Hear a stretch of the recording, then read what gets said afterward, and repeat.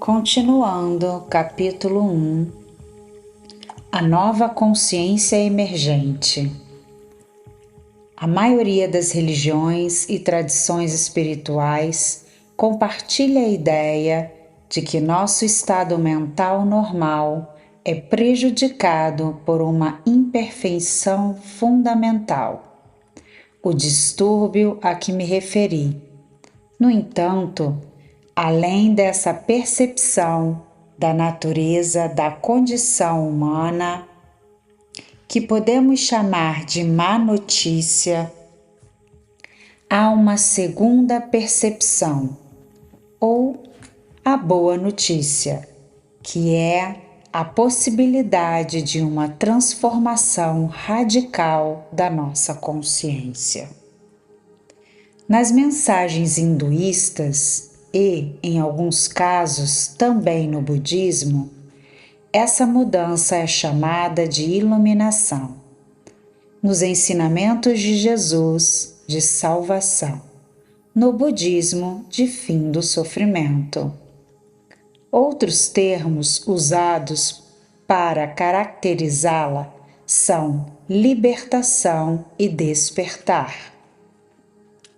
A maior conquista da humanidade não são as obras de arte, nem os inventos da ciência e da tecnologia, mas a identificação do seu próprio distúrbio, da sua própria loucura.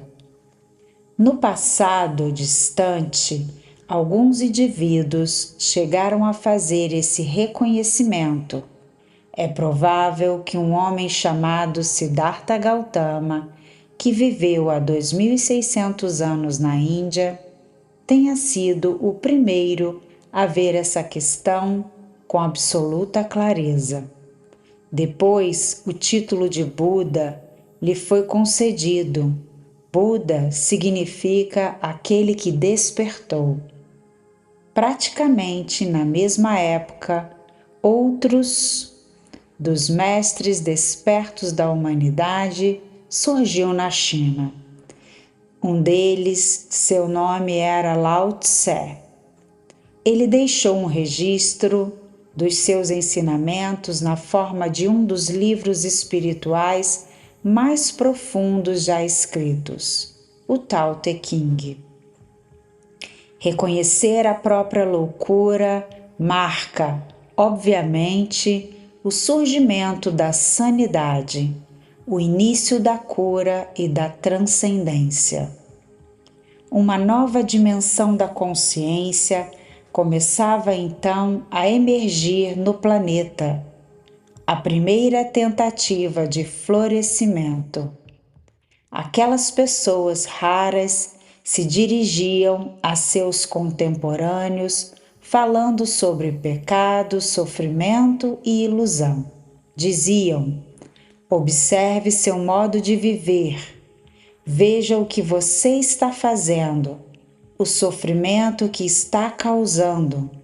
Depois, indicavam a possibilidade de despertar do pesadelo coletivo da existência humana normal. E mostravam o caminho. O mundo ainda não estava preparado para esses mestres. No entanto, eles foram uma parte crucial e indispensável do despertar humano. Inevitavelmente, na maioria das vezes, não chegaram a ser bem entendidos por seus contemporâneos nem pelas gerações seguintes. Seus ensinamentos, embora simples e eficazes, acabaram sendo distorcidos e mal interpretados, em alguns casos até mesmo na maneira como foram registrados por escrito por seus discípulos. Ao longo dos séculos, acrescentaram-se muitas coisas que não tinham nada a ver com as mensagens originais e que eram reflexos de uma incompreensão básica. Alguns desses sábios foram ridicularizados, insultados ou mortos, enquanto outros passaram a ser venerados como deuses. Os ensinamentos que indicavam o caminho que se encontra além do distúrbio da mente humana, a porta de saída da loucura coletiva, foram desvirtuados e tornaram-se eles mesmos parte da insanidade. Assim, as religiões, numa grande medida, firmaram-se como forças divisoras em vez de unificadoras. Em lugar de estabelecerem o fim da violência e do ódio por meio da compreensão da unicidade fundamental de toda a vida, elas suscitaram mais violência e ódio, mais separações entre indivíduos, religiões e até mesmo rupturas dentro de um mesmo credo. Tornaram-se ideologias, sistema de crenças com os quais as pessoas podiam se identificar, e elas os usavam para ressaltar sua falsa percepção do eu. Por meio dessas crenças, elas se classificavam como certas e chamavam os outros de errados. Assim, definiam sua identidade diante dos inimigos, os outros, os não crentes, os crentes equivocados e, algumas vezes, consideravam-se no direito de matá-los. O homem feito Deus na sua própria imagem. O eterno, o infinito, o inanimável foi reduzido a um ídolo mental no qual as pessoas tinham de acreditar e que devia ser venerado como o meu Deus ou o nosso Deus. E mesmo assim, apesar de todos os desvarios perpetrados em nome das religiões, a verdade que elas indicam não deixa de brilhar em sua essência, ainda que fracamente, através de muitas camadas de distorção e interpretação errônea. É provável, porém, que alguém seja capaz de percebê-la, a não ser que já tenha tido pelo menos lampejos da verdade dentro de si. Ao longo da história, sempre houve indivíduos raros que vivenciaram uma mudança de consciência e assim detectaram em si mesmos aquilo que é apontado por todas as religiões. Para descrever essa verdade não conceitual, eles usaram a estrutura conceitual das suas próprias crenças religiosas. Por meio de alguns desses homens e mulheres, escolas ou movimentos se desenvolveram dentro de todas as religiões importantes e representaram não só uma redescoberta, mas, em determinados casos, uma intensificação da luz do ensinamento original. Foi assim que o gnosticismo e o misticismo se estabeleceram nos primórdios do cristianismo e no cristianismo medieval. O mesmo ocorreu com o sufismo na religião islâmica, com o hassidismo e a cabala no judaísmo, com o Advaita Vedanta no hinduísmo e com o Zen e o Dzogchen no budismo. Quase todas essas escolas eram iconoclastas. Elas se opuseram a numerosas chamadas de conceituações e a estruturas mentais enfraquecidas. Por essa razão, a maior parte delas foi vista com suspeita e hostilidade pelas hierarquias religiosas estabelecidas. Seus ensinamentos, ao contrário das doutrinas da religião principal enfatizavam a compreensão e a transformação interior. Foi graças a essas escolas esotéricas que os credos mais importantes recuperaram o poder transformador dos seus preceitos originais, embora, na maioria dos casos, apenas poucas pessoas tivessem acesso a elas. Esses movimentos nunca se expandiram bastante para exercer uma influência significativa sobre a profunda inconsciência coletiva que predominava. Ao longo do tempo, algumas dessas escolas se tornaram rigidamente formalizadas ou conceitualizadas para permanecerem eficazes.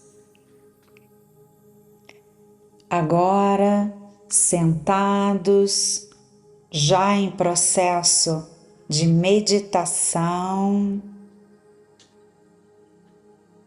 comece se restabelecendo em sua respiração profunda. Cada vez que você inspirar, tente alongar mais profundamente a sua inalação.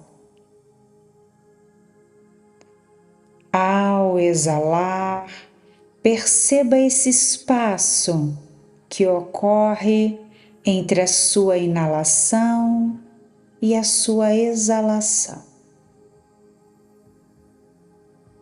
Fazendo inspirações longas, profundas. Vá cada vez mais se sintonizando com o seu interno, sentindo-se em total estado de abertura, sentindo sua expansão interna, sentindo uma abertura para esses novos conhecimentos e para que a sua consciência se sinta ressoar com essas novas informações, ampliando seu campo, sua percepção e trazendo cada vez mais um senso de direção interna para cada vez que aqui você estiver, sinta que está em estado de elevação e de receptividade.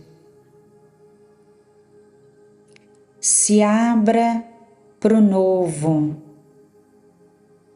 Se abra para tudo aquilo que nunca foi lhe dito antes. Através da sua inspiração, sinta toda a sabedoria do universo se conectar em você. Através da sua exalação, relaxe, limpe, purifique e deixe sair velhos conceitos, velhos padrões de pensamentos. Simplesmente faça a sua desintoxicação mental. Inspirando longo e profundamente, sinta esse ar percorrendo por todo o seu corpo. Deixe que a inalação leve luz, consciência para todos os cantos onde existem registros onde existem registros e informações que te aprisionaram por tanto tempo. Exalando, deixe fluir e sinta-se aberto. Deixe a luz da inspiração clarear sua mente e te trazer novas e grandiosas percepções. Inspirando, exalando, se percebendo, se abrindo e se conectando.